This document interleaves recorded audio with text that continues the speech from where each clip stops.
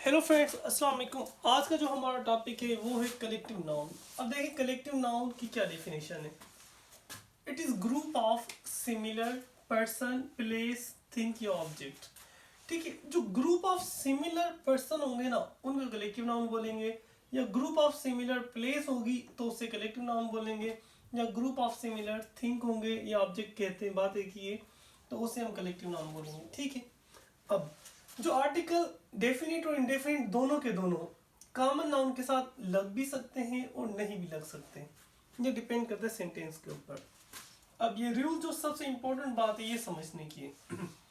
जो collective noun है उसके साथ सिंगुलर हेल्पिंग वर्ब भी लग सकता है और प्लूरल भी लग सकता है, आगे जो भी सेंटेंस हुआ। ठीक है, जब भी सिंगुलर हेल्पिंग वर्ब लगेगा तो इसकी मीनिंग ये निकलेगी कि ये यूनाइटेड सेंस दे रहा है। ठीक है, यानी यूनिट होकर एक बात कर रहा है, एक बंदा यूनाइटेड सेंस दे रहा है, तो इसे हम बोलेंगे कि ये कॉम्पैक्ट है।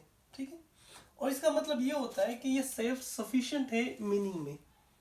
ठीक हो गया। अब जब ये यूनाइटेड सेंस देगा यानी कि कॉम्पैक्ट होगा यानी कि सेल्फ सफिशिएंट होगा मीनिंग में, तब ये काउंटेबल हो जाएगा, काउंटेबल नाउन हो जाएगा। काउंटेबल उन्हें कहते हैं ऐसे कॉमन नाउन जिनके प्लूरल बन सके, तो उन्हें काउंटेबल नाउन कहते हैं। ठीक है। अब और अनकाउंटेबल जिनके प्लूरल ना बन सके। ठीक है। अब दूसरा प्लूरल हेल्पिंग वर्ब जब लेगा ये, तब ये डिवाइडेड सेंस देगा यानी ये नॉन कॉम्पैक्ट हो जाएगा, और इसकी मतलब ये होता है कि not self sufficient in meaning, यानी कि ये मीनिंग में सेल्फ सफिशिएंट नहीं है। ठीक है, अब एग्जाम्पल की तरफ आते हैं, इसको समझने की कोशिश करते हैं। देखें, the team win the match slash win the match. अब देखें, जब ये विंस की बात करेगा तो इसका मतलब ये सिंगुलर हेल्पिंग वर्ब ले रहा है, और विन की बात करेगा तो मतलब प्लूरल हेल्पिंग वर्ब ले रहा है। ये प्रेजेंट सिंपल टेंस का मैंने सेंटेंस उठाया। प्रेजेंट सिंपल टेंस में ही, शी और इट के और सिंगुलर नेम के साथ वर्ब के साथ एस या एस लगती है, तो मतलब ये अगर एस लग रही है वर्ब के साथ तो ये सिंगुलर नेम हो जाएगा। ठीक हो गया। अब पहले सिंगुलर हेल्पिंग वर्ब के हिसाब से समझते हैं। The team wins the match, यानी सिंगुलर हेल्पिंग वर्ब अगर हम उठाएंगे तो इसकी क्या मीनिंग देगी। इसका मतलब ये होगा, टीम के अंदर का 11 मेंबर्स होते हैं क्रिकेट टीम में के अंदर, तो और भी टीम के अंदर डिफरेंट होते होंगे। ठीक है, तो यानी कि जो टीम के अंदर जितने भी मेंबर हैं सब ने यूनाइट होकर मैच को जीता है, यानी यूनाइटेड सेंस दे रहा है, इसका ये मतलब हुआ। ठीक हो गया। और यूनाइट होकर मैच को जीता है तो ये कॉम्पैक्ट हो जाएगा, यानी कि ये सेल्फ सफिशिएंट हो जाएगा मीनिंग में, तब ये हमारा काउंटेबल नाउन हो जाएगा। ठीक हो गया।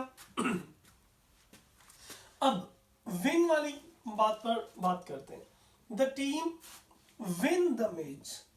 अब इसका क्या मतलब हुआ, तो टीम के अंदर जितने भी मेंबर हैं हर एक मेंबर ने अलग अलग होकर मैच को जीता है, यानी कि ये डिवाइडेड सेंस दे रहा है। ठीक है, तब इसकी मीनिंग ये निकलेगी, तब ये नॉन कॉम्पैक्ट हो जाएगा, यानी कि ये सेल्फ सफिशिएंट नहीं होगा मीनिंग में, तब ये हमारा अनकाउंटेबल हो जाएगा, अनकाउंटेबल नाउन हो जाएगा। ठीक हो गया, उम्मीद है ये आप लोग समझ आया होगा। अब दूसरा देखते हैं। अब कमेटी, ठीक है, make slash make a decision. अब ये हमारा सिंगुलर हेल्पिंग वर्ब हो जाएगा, वही वाली बात है, वर्ब के साथ ऐसी ऐसी लगने वाली, और ये हमारा प्लूरल हेल्पिंग वर्ब हो जाएगा।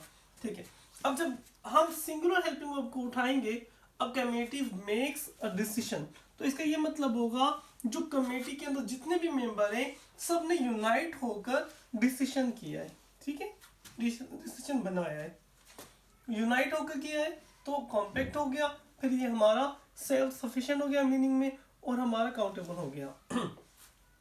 और जब ये मेक उठाएगा, प्लूरल हेल्पिंग वर्ब उठाएगा, तब ये क्या मीनिंग देगा, कमेटी के हर एक मेंबर ने अलग अलग से डिसीजन मेक किया है। ठीक है, तब ये डिवाइडेड सेंस देगा और नॉन कॉम्पैक्ट हो जाएगा, यानी कि not self sufficient in meaning हो जाएगा और अनकाउंटेबल हो जाएगा। ठीक हो गया। अब next one is the jury. Jury कहते हैं जजेस, दो या दो से ज्यादा जजेस होते हैं उनको ज्यूरी कहते हैं। ठीक है, the jury gives slash give the verdict, ये वर्डिक्ट है। ठीक है, वी ए वर्डिक्ट। ठीक है, तो अब यहाँ पर ये हमारा सिंगुलर हेल्पिंग वर्ब हो गया और ये हमारा प्लूरल हेल्पिंग वर्ब हो गया। सेम प्रेजेंट सिंपल टेंस वाली बात चल रही है, ठीक हो गया। और वर्डिक्ट माने फैसला करना, ठीक है। तो अब जो ज्यूरी है, अगर मैं ये सिंगुलर हेल्पिंग वर्ब लूंगा तो क्या मीनिंग देगा, तो ज्यूरी के अंदर जितने भी मेंबर हैं सब ने मिलकर फैसला दिया है, ठीक हो गया। यानी यूनाइटेड सेंस देगा, सबने मिलकर किया है, यूनाइट होकर किया है, और सेल्फ सफिशिएंट हो जाएगा मीनिंग में, कॉम्पैक्ट हो जाएगा, यानी कि अकाउंटेबल हो जाएगा। और जब ये प्लूरल हेल्पिंग वर्ब लेगा तब क्या करेगा, डिवाइडेड सेंस देगा, यानी हर एक मेंबर ने अलग अलग से फैसला किया है, ठीक है। और नॉन कॉम्पैक्ट हो जाएगा और नॉट सेल्फ सफिशिएंट हो जाएगा मीनिंग में, यानी कि फिर ये अनकाउंटेबल हो जाएगा। मतलब कहने की बात ये जो कलेक्टिव नाउन है वो हमारा काउंटेबल भी होता है, अनकाउंटेबल भी होता है, वो डिपेंड करता है यूनाइटेड सेंस पर और डिवाइडेड सेंस पर। ये हमें हेल्प मिलेगी सिंगुलर या प्लूरल हेल्पिंग वर्ब से, ठीक है। और उसके अलावा जो क्वेश्चन देने वाला होगा बंदा वो खुद पूछेगा आपसे इस तरह का सेंटेंस देकर। उम्मीद है आप लोगों को ये समझ आया होगा। Thank you very much.